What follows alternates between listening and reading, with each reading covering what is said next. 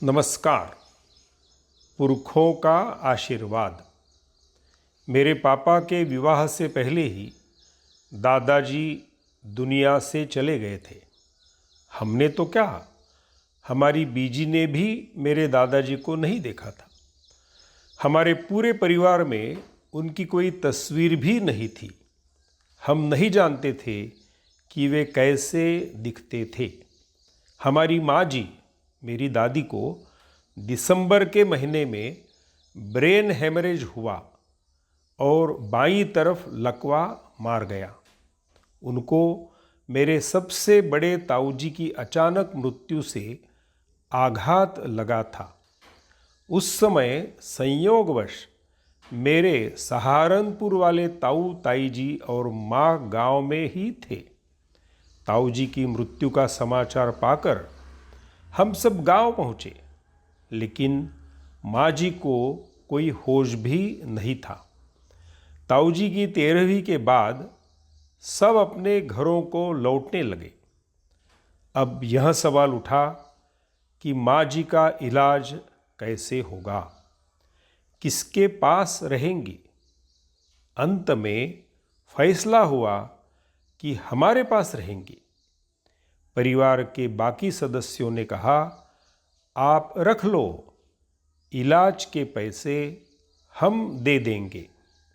उन दिनों मेरे पापा के व्यापार की स्थिति कमज़ोर थी, लेकिन पापा ने साफ मना कर दिया और कहा, जो बन पड़ेगा खुद कर लेंगे। माँ जी हमारे साथ आ गई। अगले ही दिन पापा ने मेरी बहन को हमारे पारिवारिक डॉक्टर अमरनाथ शर्मा को बुलाने के लिए भेजा। उनका उन दिनों में, यदि आज को याद हो, तो डॉक्टर अपना भूरा काला बैग लेकर मरीज को देखने घर आया करते थे। डॉक्टर अमरनाथ आए, उन्होंने माँ को देखा, लेकिन अस्पताल में दाखिल कराने का आर्थिक सामर्थ्य हमारा नहीं था। डॉक्टर ने दवाएं लिख दी, लेकिन साथ ही कहा कि दिन में 4 बार हाथों और पैरों की गर्म तेल से मालिश और 100 बार एक्सरसाइज करवानी है। मेरी बीजी उनको नहलाना धुलाना, उनका नित्य कर्म करवाना आदि करती। मैं दिन में 4 बार मालिश और एक्सरसाइज करवाती।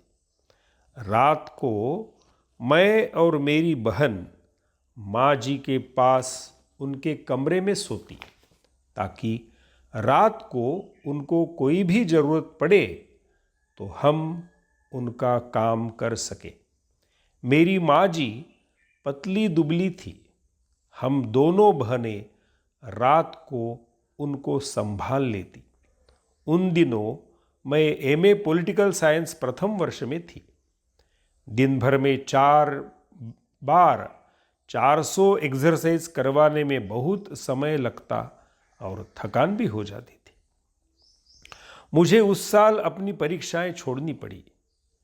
एक भी दिन मेरी बीजी ने उनको बिना नहाए, हर रोज बिना साफ कपड़े पहने नहीं रहने दिया। उनके जो सख्त नियम थे, उन सब का लकवे की स्थिति में भी पालन किया।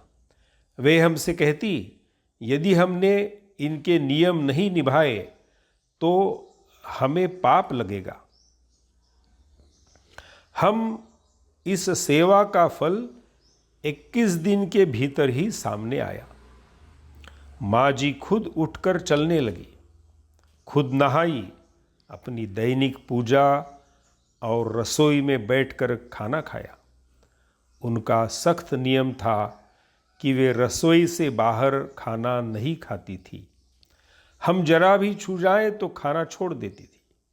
उनके भोजन के समय एक ही व्यक्ति रसोई में रह सकता था, जो खाना पका रहा है। दिन रात माँ जी हमें दुआएं देती। एक रात मुझे सपना आया कि हमारे दरवाजे की कुंडी किसी ने खटखटाई। मैंने ही दरवाज़ा खोला। हमारे घर में प्रवेश द्वार के बाद खुला आंगन था। एक पतले दुबले वृद्ध पुरुष हाथ में सब्जियों और फलों का थैला लेकर अंदर आए और मुझे कहा, मैं तेरा बाबा हूँ, तुम्हारे लिए फल सब्जी लाया हूँ, ये लो, रख लो।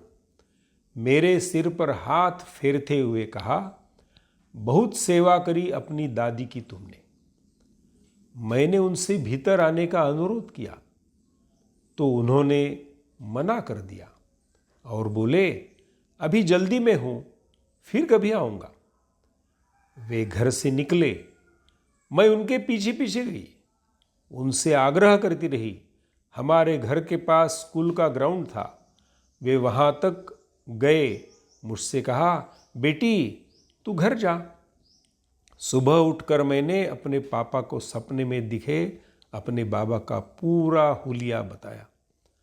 उन्होंने कहा, हाँ, ऐसे ही लगते थे मेरे भाई जी। उन दिनों में पिता को भाई या चाचा का कहने का ही रिवाज था। संयुक्त परिवारों के कारण पिता संबोधन कम ही था।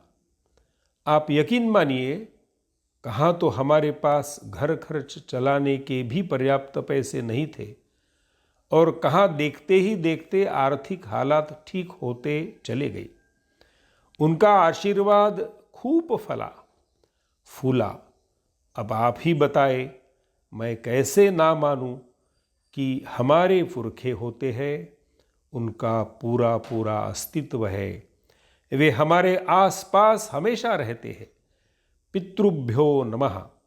जो विश्वास नहीं करते उनको विश्वास दिलाया नहीं जा सकता और जो विश्वास रखते हैं उनका विश्वास तोड़ा नहीं जा सकता।